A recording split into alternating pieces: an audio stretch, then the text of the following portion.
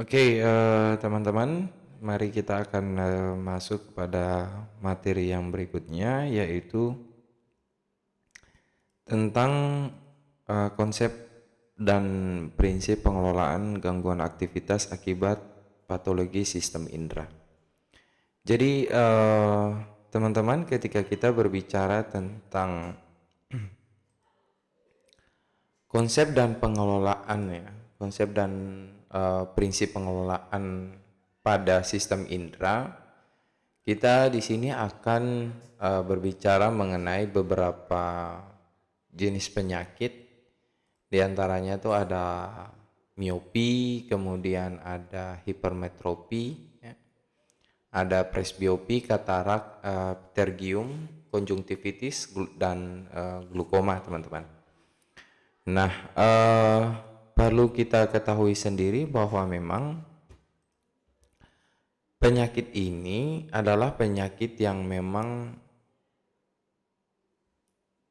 terus bertambah ya, terus bertambah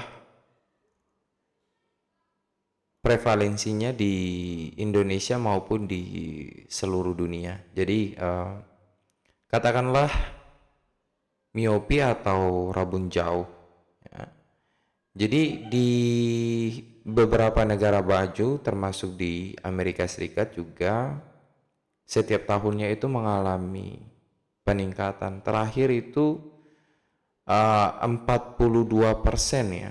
42% itu terjadi pada manusia yang berumur 12 sampai 54 tahun, ya. Nah, paling banyak juga terakhir itu terjadi pada anak-anak dan remaja karena memang kebiasaan untuk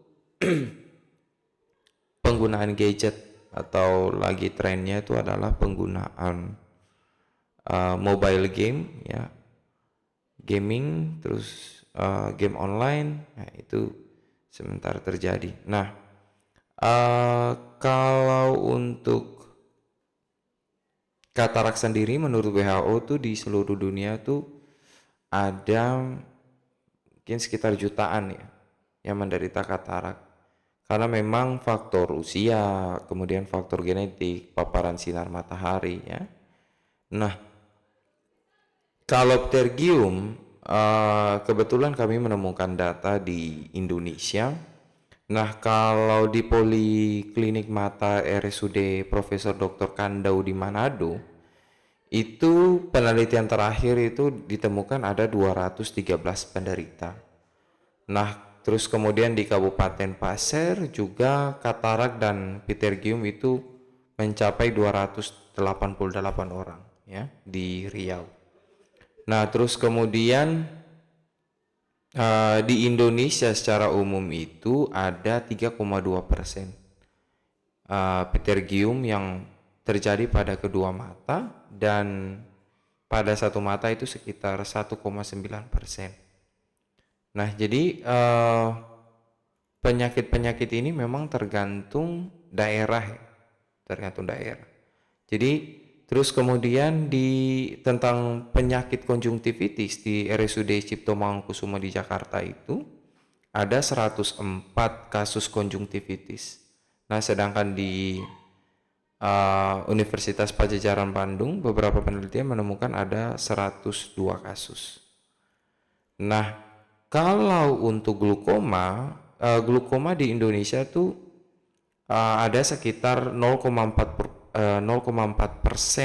ya penderita dari total 218 juta jiwa di Indonesia. Jadi artinya bahwa setiap 4 hingga 5 orang dari 1.000 penduduk itu ada yang menderita glukoma gitu ya. Terus kemudian kalau jumlah kunjungan glukoma sendiri itu pada tahun 2017 tuh totalnya ada 427.091 jiwa, dan meningkat 5 kali, diperkirakan akan meningkat 5 kali lipat tahun 2015. Nah, di rumah sakit di seluruh Indonesia itu ada 80.548 pada 2017 dan naik 151,5%. Nah, sedangkan di JSC Eye Hospital ya di Bandung ini itu ada memang ini adalah rumah sakit yang khusus untuk mata, itu ada 42.662 ya. Nah, glukoma ini memang satu-satunya penyakit mata yang menyebabkan kebutaan di seluruh dunia. Ya, saya pun juga pernah memeriksakan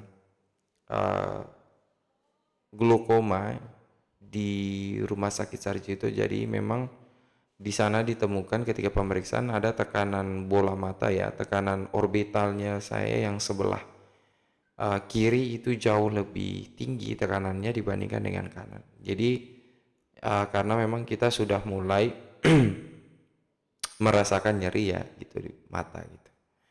Nah, teman-teman, apa tantangannya? Kita bicara soal tantangan. Nah, kalau kita bicara soal tantangan untuk orang-orang yang menderita masalah pada indera ini ya biasanya mereka akan merasakan sulit tidak melihat dengan jelas gitu ya. Kemudian rasa nyaman bahkan ada yang sampai hilang penglihatan. Nah, ini yang menjadi permasalahan. Karena memang mata adalah jendela dunia. Ketika ada terjadi permasalahan dengan matanya, maka secara umum akan menjadi permasalahan di seluruh hidupnya, karena memang mata ini adalah indera pertama yang merespon seluruh yang ada di bumi ini gitu untuk setiap manusia. Kira-kira apa yang terjadi? Jadi teman-teman, untuk pasien-pasien seperti ini yang punya masalah soal sistem indera khususnya di mata ya, itu kualitas hidupnya tuh pasti akan memburuk. Dia mau ngapa-ngapain tidak bisa, karena memang tidak bisa melihat. Mau berpindah tempat dari yang satu tempat ke yang lain saja tidak bisa. Ya, apalagi mau melakukan pekerjaan. Tapi ada juga dampak psikososial ya, menjadi stres dan frustrasi. Biasanya tuh kalau orang dari lahir dia sudah memang buta, ya, itu mungkin dia lambat laun dia akan menerima bahwa memang dia buta. Tapi ketika terjadi kebutaan dan dia sudah bisa memahami tentang hidup ini, maka biasanya tuh akan terjadi masalah pada psikososial dan kemudian masalah ekonomi, karena memang dua belah sisi mata uang. Ketika dia sudah menikah contohnya, atau dia sudah dewasa, terus kemudian dia punya tanggungan, terus kemudian dia buta, tidak bisa ngapa-ngapain, nah ekonomi akan berdampak. Namun ketika dia dari kecil juga dari lahir sudah mengalami kebutaan dan satu waktu dia tidak punya saudara ataukah orang tuanya meninggal, maka itu pun juga akan jadi permasalahan. Jadi biasanya orang-orang seperti ini tuh umurnya tidak panjang, terus kemudian karena memang kualitas hidupnya tidak bagus gitu ya. Nah, selanjutnya teman-teman, yang menjadi permasalahan di sini ada di Sorong itu beberapa orang tunanetra ya, yang saya memang melihat bahwa mereka tidak menyerah ketika dia mengalami kebutaan gitu. Walaupun hanya sekedar menjual sapu lidi, dia bisa berjalan mungkin sekitar 5-6 kilo karena setiap hari, karena memang dia sudah paham dengan jalan itu dari satu supermarket ke supermarket yang lain, dan dia menolak untuk meminta-minta. Jadi dia memilih untuk menjual sapu lidi mungkin untuk mempertahankan hidupnya. dibandingkan dengan manusia yang sehat normal tetapi meminta-minta di jalan. Itu yang menurut saya itu agak aneh. Nah, sampai di sini apa peran pentingnya kita sebagai perawat? Dan bagaimana asuhan keperawatan secara komprehensif itu yang harus kita lakukan.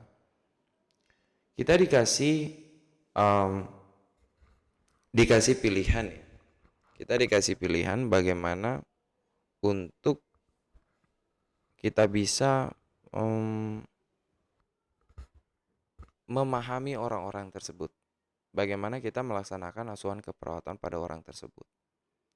Kita harus bisa juga melihat situasi dari klien kita.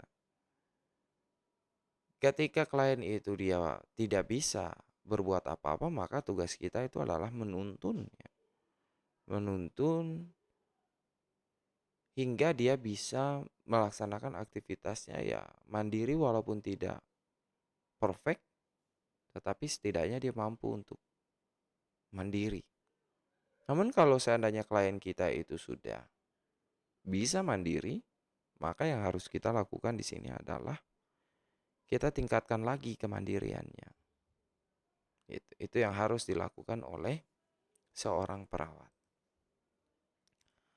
Nah, teman-teman,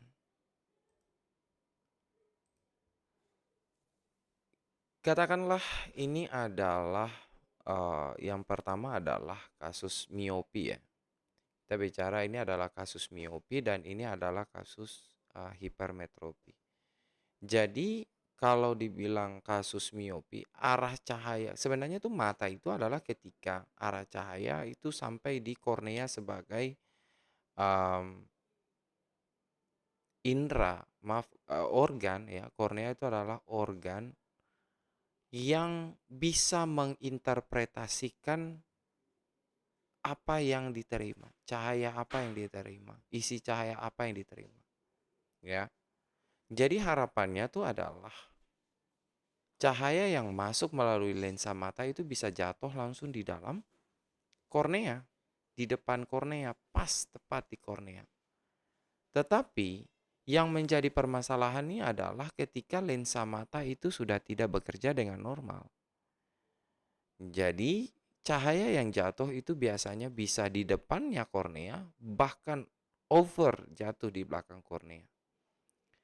Kalau cahaya atau benda ya, cahaya itu jatuhnya di depan kornea, maka kornea itu akan menginterpretasikan bahwa benda itu jauh, tidak jelas. Karena memang jatuhnya di depan kornea, tidak tepat di kornea. Nah, itulah yang disebut dengan miopi. Nah, kalau seandainya cahayanya itu adalah overload, dia jatuh melewati kornea, maka itu yang dinamakan dengan hipermetropi, teman-teman. Gampangannya begitu, ya. Jadi makanya kalau orang miopi, ya, orang miopi itu mereka harus mendekatkan bendanya itu di depannya mereka, ya. Harus mendekatkan. Nah, sedangkan kalau orang hipermetropi atau biasanya disebut dengan rabun dekat, itu rabun itu artinya tidak jelas ya. Perlu kita ketahui rabun itu artinya tidak jelas. Jadi kalau miopi itu adalah rabun jauh ya. Jadi kalau jauh tidak jelas, didekatkan dulu baru bisa terlihat jelas. Kalau hipermetropi itu adalah rabun dekat. Jadi kalau ditaruh benda di depan mata, lihatnya tidak bakalan jelas. Tapi kalau dikasih jauh, itu kelihatan. Nah, sedangkan presbiopi, ya, presbiopi ini adalah mata tua. Jadi karena memang ini akibat dari lensa mata ya, bukan dari korneanya, tetapi dari lensa mata yang sudah tidak melebar, menebal, menipisnya itu dengan elastis. Karena semakin tua, elastisitas tubuh itu makin berkurang. Jadi makanya orang presbiopi ini biasanya pakai kacamatanya itu kacamata cekung dan cembung dijadikan satu gitu ya. Nah, teman-teman, untuk orang presbiopi ini memang ditemukan pada orang yang tua ya. Jadi ya mereka harus bisa fleksibel. Kadang ada yang dekat baru bisa jelas, ada yang jauh bisa jelas atau bahkan kedua. Nah, sedangkan kalau Pterygium itu kita sebutannya adalah buji ya, atau konjungtiva, ya, atau otot yang memegang bola mata itu mengalami pelebaran. Jadi dia overload sampai di pertumbuhannya itu sampai di sklera mata ya, yang warna putih itu. Nah, itu sering sekali terjadi ya. Biasanya tuh awalnya kiranya iritasi, tapi kok tiba-tiba daging ya atau konjungtivanya itu yang harusnya tugasnya adalah di belakang sklera mata. Namun tiba-tiba dia bisa ada bertumbuh sampai mungkin bisa timbul sampai di lensa mata ya, sambil menutupi iris dan lensa mata ini ya. Nah, itu yang menjadi permasalahan biasanya ya. Jadi harusnya dia adanya tuh di sebelah sini ya. Harusnya dia ada di bagian sini. Tapi malah um, dia bertumbuh jauh gitu ya, teman-teman. Nah, sekarang kalau kita bicara soal konjungtivitis itu biasanya infeksi atau alergi ya. Tiba-tiba mata berair, terus kemudian jadinya kuning dan sebagainya karena infeksi bakteri. Di Papua ini memang konjungtivitis itu memang sering terjadi karena memang kontak dengan air yang tidak baik itu, terkontaminasi bakteri. Orang yang pola hidupnya tidak baik, terus kemudian mandi di sungai yang kotor, nah itu biasanya. Ataukah biasanya terjadi pada cuaca yang panas. Karena memang debu itu bertebaran di mana-mana dan menyebabkan iritasi pada konjungtiva mata gitu, teman-teman. Nah, sedangkan glukoma, ya, glukoma ini kalau teman-teman lihat, glukoma itu bola mata menonjol, gampangannya seperti itu. Ya, bola mata itu menonjol, terus kemudian karena memang kenapa kok bola mata menonjol, jadi dia nekan keluar, nekan juga ke dalam. Karena memang tekanan ya, tekanan intraorbital. Ya, tekanan intraorbital itu meningkat. Nah, oleh sebab itu biasanya orangnya tuh kelihatan seperti melotot. Nah, dia melotot bukan maunya sendiri, tapi karena memang tekanan dalam bola matanya itu tinggi sekali. Dan itu menekan semua bola matanya, tiba-tiba pembuluh darahnya timbul ya. Terus kemudian di satu waktu orangnya akan mengalami kebutaan. Itu, teman-teman. Selanjutnya, teman-teman. Nah, ini ada beberapa diagnosa keperawatan yang memang muncul dari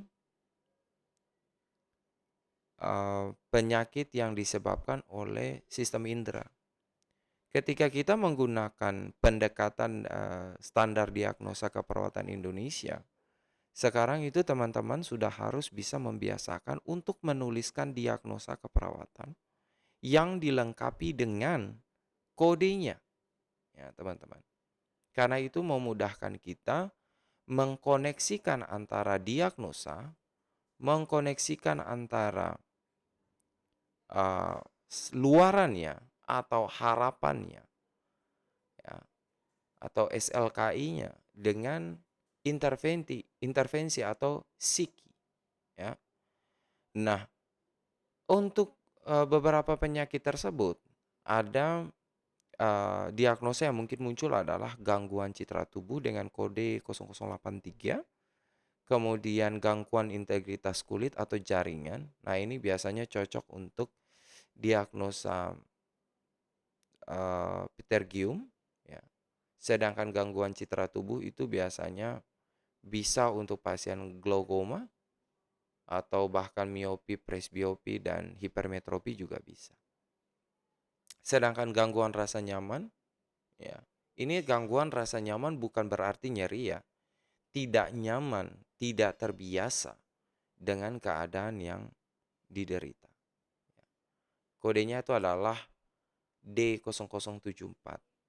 Nah, kemudian nyeri akut, ini khusus untuk glukoma ya teman-teman, 0077. Kalau gangguan rasa nyaman ini cocoknya itu adalah untuk penyakit pterygium karena konjungtiva atau otot untuk mengcover okuler itu sudah hampir menutupi lensa mata. Jadi seperti ada yang tertutup gitu. Nah, sedangkan untuk keseluruhan biasanya akan mengalami gangguan persepsi sensori. Risiko cedera, ya, ketidakmampuan coping keluarga, risiko infeksi ini untuk yang diagnosa konjungtivitis, dan risiko jatuh ini untuk semua.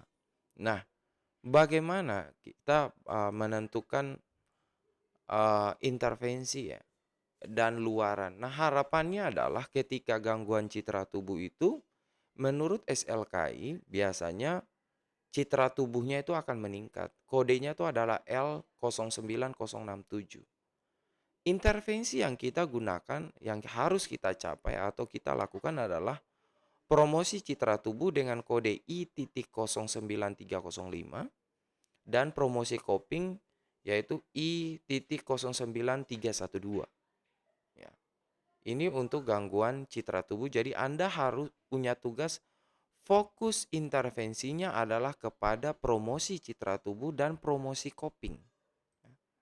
Sedangkan gangguan integritas kulit atau jaringan, itu harapannya adalah atau tujuan intervensi atau NOC ya katakanlah begitu, atau di SLK di Indonesia disebut SLKI, itu adalah integritas kulit atau jaringan itu meningkat dengan kode L.14125.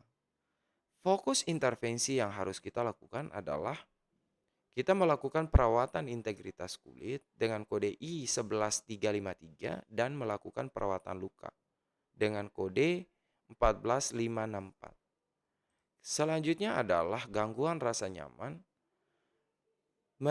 Luaran yang kita ingin capai di sini adalah status kenyamanan itu meningkat. Jadi yang harus kita lakukan adalah manajemen nyeri dengan kode 08238. Terus kemudian pengaturan posisi dengan kode I01019 dan terapi relaksasi dengan kode I.09326. Selanjutnya adalah nyeri akut dengan luarannya adalah tingkat nyeri menurun dengan kode L08066. Dengan tujuan intervensi kita adalah dengan fokus intervensi kita adalah manajemen nyeri dengan kode I.08238 dan pemberian analgesik dengan kode I.08243. Untuk gangguan persepsi sensori, maka luaran yang harus kita capai di sini adalah persepsi sensori membaik dengan kode L.09083. Apa yang harus kita lakukan? Ya, kita lakukan adalah minimalisasi rangsangan dengan kode I.08241. Karena memang orang yang glukoma itu paling sensitif sekali dengan cahaya, rangsangan cahaya yang terlalu terang. Gitu ya. Nah, kalau risiko cedera, maka yang harus kita capai di sini tujuan kita adalah tingkat cedera menurun dengan kode L14136. Apa yang harus kita lakukan? Jadi intervensi kita itu berfokus kepada manajemen keselamatan lingkungan dengan kode I14513 dan pencegahan cedera dengan kode I14537. Untuk diagnosa ketidakmampuan coping keluarga, yang kita lakukan adalah status coping keluarga membaik. Ya, itu adalah luaran kita dengan kode L09088 dan dukungan coping keluarga atau I09260. Ya, ini tujuan kita melakukan ini. Tindakan kita adalah dukungan coping keluarga dan promosi coping dengan I.09312. Resiko infeksi, harapan kita ya, luaran kita tuh adalah tingkat infeksi menurun dengan kode L14137 dan intervensi kita berfokus kepada pencegahan infeksi dengan kode I14539. Sedangkan resiko jatuh, luaran kita adalah tingkat jatuh menurun dengan kode L14138 dengan intervensi pencegahan jatuh, manajemen keselamatan lingkungan dengan masing-masing kodenya adalah I14540 dan I14513. Nah, jadi teman-teman, katakanlah di dalam luaran, ya, luaran atau tujuan kita adalah ini, gitu ya. Luaran tingkat jatuh menurun.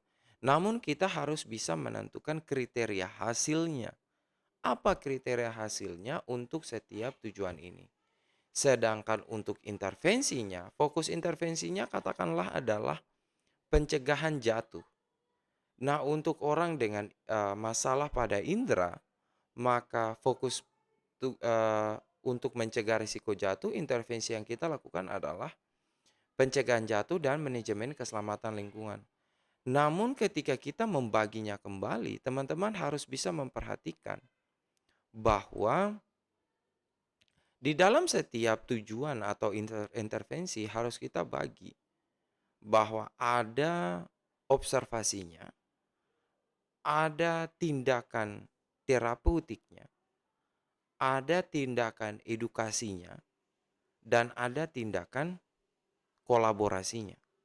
Jangan teman-teman itu hanya menuliskan, oh ya pencegahan jatuh gitu, intervensi. Tetapi harus dibagi untuk fokus kepada pencegahan jatuh, observasi harus kita lakukan. Katakanlah kita mengobservasi pola jalan dari si klien. Terus kemudian terapeutiknya adalah kita mengajarkan untuk penggunaan tongkat dan sebagainya. Kemudian untuk edukasi, bagaimana menghindari, ya, mengedukasi kepada klien atau keluarga untuk menghindari tangga gitu. Mungkin kita mengajarkan untuk bagaimana membuat pengaman tangga gitu. Terus kemudian kita berkolaborasi, ya, untuk mungkin membuat tongkat yang bisa ada sensornya supaya jangan klien itu dia terbentur kan gitu. Nah, di masing-masing intervensinya tuh harapannya adalah rasional. Mengapa Anda harus memberikan edukasi kepada keluarga tentang risiko jatuh? Itu harus ada rasionalnya, ya. Nah, sekarang itu Anda sudah mulai didorong untuk melakukan intervensi yang berbasis kepada evidence atau bukti. Jadi tidak semata-mata Anda hanya melakukan intervensi semau Anda atau sepengetahuan Anda saja. Ya. Nah, teman-teman, ketika kita berbicara tentang asuhan keperawatan, ini adalah fokus asuhan yang mungkin bisa kita lakukan kepada klien gitu secara umum. Yang pertama adalah kita harus bisa memberikan edukasi kepada pasien. Kita berikan informasi yang jelas, kita berikan pemahaman yang jelas tentang kondisi kesehatan mereka, ya, tentang pengobatan yang diterima, serta langkah-langkah yang harus diambil oleh klien sendiri atau keluarganya untuk bisa mengelola diri mereka atau keluarga mereka yang memiliki permasalahan dengan sistem indera. Nah, selanjutnya adalah kita sebagai perawat itu harus bisa melakukan pemantauan dan evaluasi secara berkala. apa gejala yang ditimbulkan, apa respon dari pengobatan, bagaimana kondisi kesehatannya secara keseluruhan, pasca atau sebelum kita memberikan intervensi. Kemudian kita harus bisa memanajemen gejala, bantu si pasien itu untuk bisa mengelola setiap gejala yang muncul karena penyakitnya. Dalam hal ini dia punya masalah tentang sistem indera. Katakanlah dia tidak bisa melihat, dia rasa tidak nyaman, atau gangguan penglihatan. Katakanlah dia mempunyai masalah tentang kesulitan melihat. Ya kita bisa membantu dia untuk pergi pemeriksaan matanya dan pasang kacamata. Ya.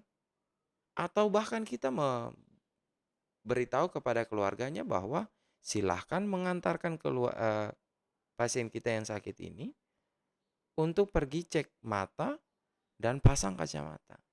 Jangan mereka sudah tahu bahwa pasien ini punya masalah kebutaan atau penurunan penglihatan, mereka biarkan seperti itu. Lama-kelamaan pasien itu tidak bisa berbuat apa-apa, kualitas hidupnya menurun, psikologisnya kena, meninggallah dia. Pada awalnya itu hanya gara-gara rabun. Itu sederhana. Kemudian, dukungan emosional. Ini biasanya kepada pasien-pasien kita yang sudah mengalami kebutaan. Mereka awalnya, ya namanya juga kita bicara soal konsep berduka ya. Jadi, dia tidak akan bisa menerima dengan cepat kondisi yang dia alami saat ini. Nah, tugas kita itu adalah memberikan dukungan emosional untuk dia menghadapi dampak dari permasalahan inderanya itu. Biasanya pasien ini dia akan stres, depresi, isolasi sosial. Nah, kalau kita bicara soal konsep berduka, bukan hanya mengerti konsepnya saja, tetapi tindakan apa yang harus kita lakukan dalam setiap tahapan itu. Kalau pasiennya masih denial, jangan Anda pergi ke sana dan sok menjadi guru. Nah, itu yang salah. Jadi tahu timingnya yang tepat seperti apa. Selanjutnya adalah teman-teman kita harus bisa berkolaborasi dengan tim yang lain, dengan dokter spesialis mata, terapi fisik, supaya bisa memberikan perawatan yang komprehensif, ya, juga terkoordinasi. Terus kemudian kita melakukan perencanaan secara holistik atau menyeluruh. Lihat apa masalahnya pada fisiknya, oh mata. Selain itu, psikologisnya kena atau tidak. Bagaimana kehidupan sosialnya? Bagaimana kehidupan spiritualnya? Supaya ketika kita menentukan intervensi, ya memang intervensi yang amat sangat tepat, teman-teman. Jadi, mungkin Anda melihatnya bahwa ini hanya sekedar penglihatan gitu. Tetapi ini adalah masalah yang sungguh sangat krusial gitu, teman-teman. Jadi tidak semudah itu Anda memandang bahwa oh ya, ini hanya sepele gitu, tidak bisa. Ini adalah masalah yang memang uh, amat sangat krusial yang memang butuh asuhan keperawatan yang sangat penting sekali gitu ya. Yang sangat membutuhkan tindakan yang holistik. Oleh sebab itu kita tidak bisa mengerjakan pekerjaan ini sendiri. Ya, masing-masing ada ahlinya, tugas kita adalah berkolaborasi. Mungkin itu saja yang bisa saya sampaikan teman-teman. Saya kira mungkin tugas dan kuisnya bisa dikerjakan dan tetap semangat untuk kita semua.